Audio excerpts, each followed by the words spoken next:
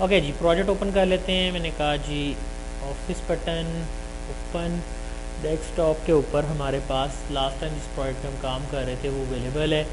हमने इसमें काफ़ी हद तक अपनी वर्किंग परफॉर्म कर ली थी और बैलेंस ग्राफ हमारा रहता था। बाकी हमने तकरीबन जो है वो रिज़ल्ट चार्ट तक सारा बना लिया था। तो बैलेंस ग्राफ के ऊपर हम कुछ स्टेप्स में काम करेंगे। तो पहले मैं आपको करके दिखाता हूँ, उसके बाद मैं आपको लिखवा भी दूँगा।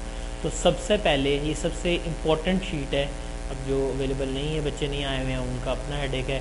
हमने कहा जी हम गए डेवलपर टैब पर और डेवलपर से मैंने एक लिस्ट बॉक्स का जो कंट्रोल है वो यहाँ से मैंने सेलेक्ट कर लिया। लिस्ट बॉक्स को मैंने यहाँ पे ड्रॉ किया। जैसे मैं लिस्ट बॉक्स यहाँ पे ड्रॉ करूँगा मेरे पास एक कंट्रोल इस शीट के ऊपर जो है वो आ जाएगा और इसे आप यहाँ पर देख सकते हैं या यहाँ पर आप इसके साथ इम्प्लीमेंट कर सकते हैं।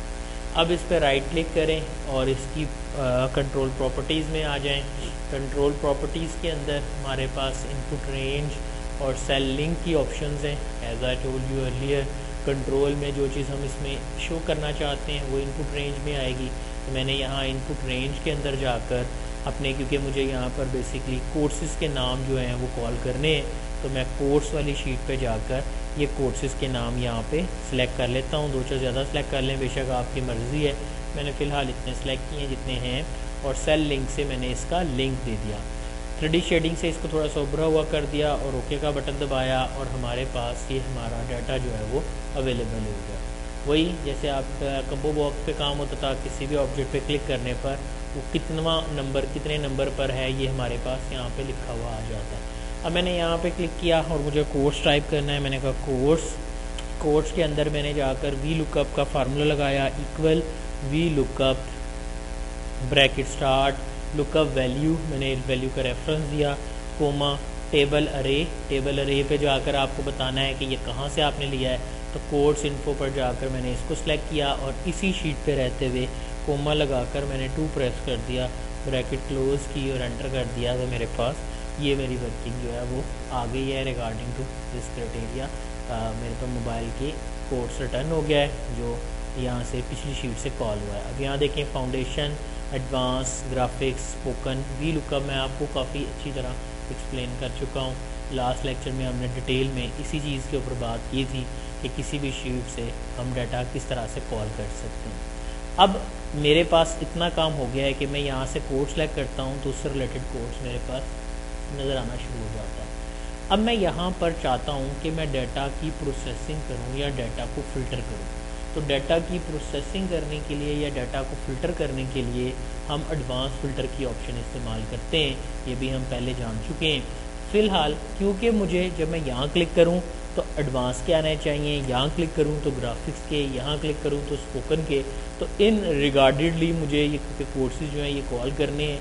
तो मैंने यहाँ पर क्लिक किया और यहाँ जाकर मैंने अपनी जो इम्प्लीमेंटेशन है उसको देखा तो मुझे पता चला कि मुझे ये काम बार बार करना है और जो भी काम हमें बार बार करना होता है उसे हम रिकॉर्ड कर लेते हैं ताकि मुझे बार बार उसको शो ऑफ ना करना पड़े। तो मैंने रिकॉर्ड मैक्रो पे क्लिक किया और मैक्रो का नाम मैंने मैक और ए फिल्टर के नाम से यहाँ पर लिख दिया, यानी मैक्रो एडवांस फ़िल्टर।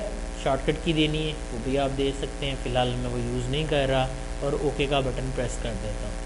याद रखिएगा एक से ज़्यादा सेल सेलेक्ट नहीं होने चाहिए, नहीं तो एडवांस फ़िल्टर की जो ऑप्शन है वो ओपन नहीं होगी। तो डाटा एडवांस फ़िल्टर में चले जाएँ, data sort and filters advance filter, then you have to give the range, किस डाटे पर फिल्ट्रेशन करना है। अब मुझे चाहिए क्या है, मुझे यहाँ पे बैलेंस चार्ट बनाना है। तो एक ऐसी शीट से डाटा फ़िल्टर करवाना है जहाँ पर मेरे पास बैलेंस मौजूद हो।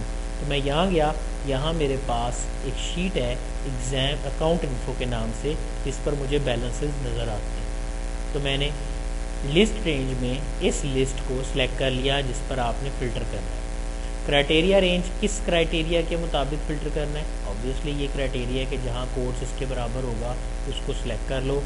उसके बाद कॉपी टू अनदर लोकेशन, यहाँ जाकर किस नई जगह पर आपने उसको कॉपी करना है। तो वहाँ पर मेरे ए से लेकर एच तक कॉलम्स हैं, तो यहाँ भी आपने ए से एच तक जो है वो सिलेक्ट करने हैं। मैंने ए से एच तक एक रो सिलेक्ट कर ली जहाँ मैं डाटा शो करवाना चाहता हूँ। उसके बाद मैंने कहा यूनिक रिकेट्स ओनली और ओके का बटन प्रेस किया तो स्पोकन इंग्लिश का पीछे रिकॉर्ड नहीं होगा, इसलिए वो नहीं आया। यहाँ जाकर मैक्रो को स्टॉप कर दें और अपने ऑब्जेक्ट के एक्शन पर यानी इसके राइट क्लिक पर असाइन मैक्रो में जाएं और यहाँ से आप अपना एडवांस फिल्टर वाला जो मैक्रो है उसको सिलेक्ट करें जो भी हमने बनाया है और ओके कर दें। अब आप इधर चेंज करेंगे, इससे ये चेंज होगा, ये चेंज होगा, उससे ये चेंज होगा और साथ ही जब मैक्रो चलेगा तो डाटा फिल्टर होके आ जाएगा। आप देख सकते हैं कि आपके पास डाटा फिल्टर होके आ गया। क्लियर है जी सबको? तो इस तरह से आप अपने डाटा पर एडवांस फिल्टर को यूज़ करके डाटा फिल्टर कर सकते हैं। जब डाटा फिल्टर हो जाए तो आप अपने बैलेंस को सिलेक्ट करें और यहाँ पर इंसर्ट चार्ट की मदद से आप यहाँ पर एक चार्ट बना लें। तो मैंने इंसर्ट चार्ट की मदद से एक कॉलम चार्ट सेलेक्ट कर लिया और ये चार्ट बना लिया। अगर आप इसमें कोई टचिंग करना चाहते हैं वो आप कर सकते हैं। मैं कहता हूँ बैलेंस इंफॉर्मेशन और यहाँ से मैं इसकी शेप जो है वो चेंज करके कर देता हूँ। I want to use that one like this. So यार मुझे यहाँ पे एक्सिस लेबल्स देने हैं, फ़िलहाल इसको रिमूव कर देता हूँ। एक्स एक्सिस के लॉन्ग लेबल्स देने हैं तो एडिट करता हूँ। यहाँ से जाकर मैं रोल नंबर सेलेक्ट कर लेता हूँ और उसके बाद ओके कर देता हूँ। अब आपका बैलेंस चार्ट आपके पास अवेलेबल है। आप इसे यहाँ से जाकर सेलेक्ट करें और यहाँ से जाकर आप इसका साइज़ जो है वो बड़ा कर दें। तो मैंने इसका साइज़ जो है वो यहाँ से बड़ा कर दिया ताकि मुझे पीछे वर्किंग जो हो रही है वो नज़र ना आए। यहाँ तक आ गए और सेव कर दें। ये आपका चार्ट जो है वो बिल्ड हो गया। अब मैं यहाँ चेंज करता हूँ, उसके कॉरस्पॉन्डिंग नीचे देखें तो आपके पास जो रिकेट्स हैं वो चेंज होते हैं, वो अपनी जगह पर आपको चेंज होते हुए नज़र आएंगे। क्लियर है जी सबको? तो इस तरह से अपना बैलेंस चार्ट वाली शीट आप बना लेंगे। इसके ऊपर भी उसी तरह से रेडियो बटन बनाएंगे और ये आपकी जो वर्किंग है वो परफॉर्म होगी। सेव कर लेते हैं अपनी फ़ाइल को। दैट्स